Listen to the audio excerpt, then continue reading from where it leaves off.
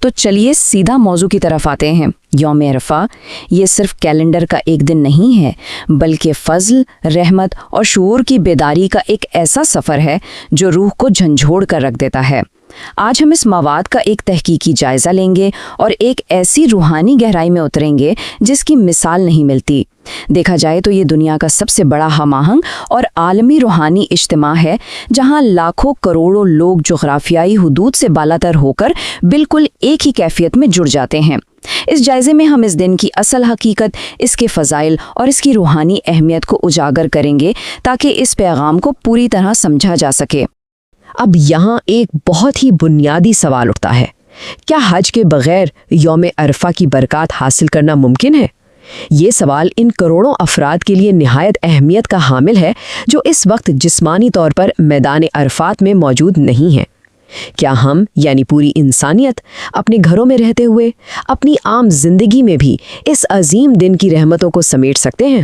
بالکل، یہی وہ سوال ہے جو ہمیں اس دن کے اصل مقاصد سے ملواتا ہے اور اس کی روحانی وسعتوں کو سمجھنے میں مدد دیتا ہے۔ ٹھیک ہے، اب اس تصور کی گہرائی میں چلتے ہیں۔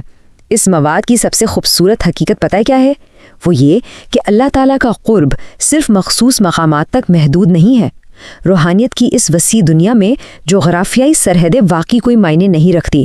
یہ ایک بہت بڑا اور امید افزا پیغام ہے کہ خالق تک پہنچنے کے لیے کسی مخصوص جگہ پر ہونا شرط نہیں، بلکہ اس کا سارا انحصار انسان کی نیت اور اس کی قلبی کیفیت پر ہوتا ہے۔ اگر ان دونوں پہلوؤں کا موازنہ کیا جائے تو ایک طرف مقامات حج پر جسمانی موجودگی بلا شبہ ایک عظیم سعادت ہے، لیکن دوسری جانب سچی توبہ اور ندامت کی طاقت پر غور کریں۔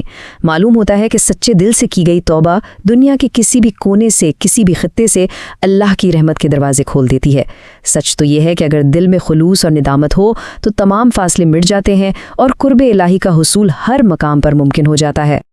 اب یہاں جو بات سب سے دلچسپ ہے وہ یہ ہے کہ جو لوگ حج کے سفر پر نہیں جا سکے ان کے لیے بھی اس تجزیے میں بالکل واضح اور عملی اقدامات بتائے گئے ہیں۔ ان میں کثرت سے عبادت، ذکر الہی سے دلوں کو منور کرنا اور سب سے اہم بات اپنی نفسانی خواہشات کی قربانی شامل ہے۔ دیکھیے، یہ صرف رسمیں نہیں ہیں، یہ وہ شعوری طریقے ہیں جن کے ذریعے ایک انسان اپنے رب کی رضا حاصل کر سکتا ہے، چاہے وہ کہیں بھی ہو۔ لیکن خیال رہے، یہاں ایک سخت تنبیہ بھی پوشیدہ ہے۔ غفلت کا مطلب صرف سوئے رہنا نہیں ہے، بلکہ اس مبارک دن کو دنیاوی فضولیات میں ضائع کر دینا ہے۔ یہ عظیم موقع کسی بھی صورت کھونا نہیں چاہیے، کیونکہ یہ دن مانگنے کا دن ہے، مسلسل دعا اور استغفار کا دن ہے۔ یہ روح کی تطہیر کا وہ بہترین وقت ہے جسے غفلت کی نظر کرنا واقعی ایک بہت بڑا خسارہ ہوگا۔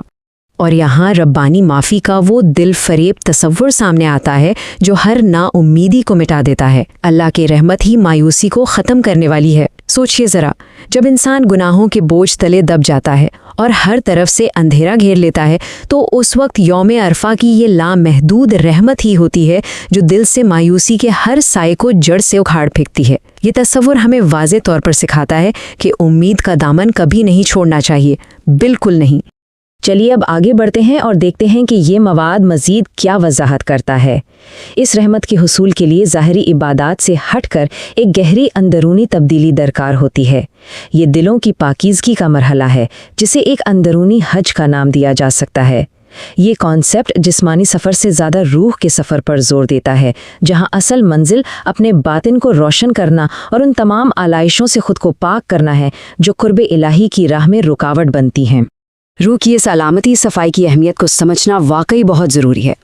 ایک طرف وہ دل ہیں جو کینہ اور حسد سے بھرے ہوئے ہیں، جو روحانیت کی راہ میں سب سے بڑی رکاوٹ ہے، اور دوسری طرف وہ دل ہیں جنہیں روحانی ریاضت سے دھو دیا گیا ہے۔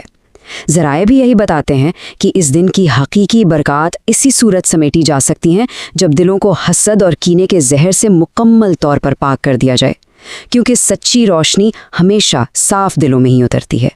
اور جب دل صاف ہو جاتا ہے نا تو انسان کی نظر خود بخود وسعت اختیار کر لیتی ہے۔ ان روحانی مراحل پر غور کریں۔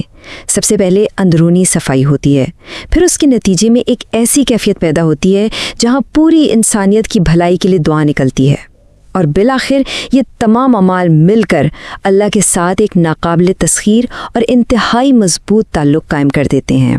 اصل میں ذاتی پاکیزگی ہمیشہ عالمگیر خیرخواہی اور ہمدردی کو جنم دیتی ہے۔ آخر میں سب سے اہم سوال جو ابھر کر سامنے آتا ہے وہ یہ ہے، کیا یہ دن واقعی زندگی کو ہمیشہ کے لیے نیکی کی راہ پر استوار کرے گا؟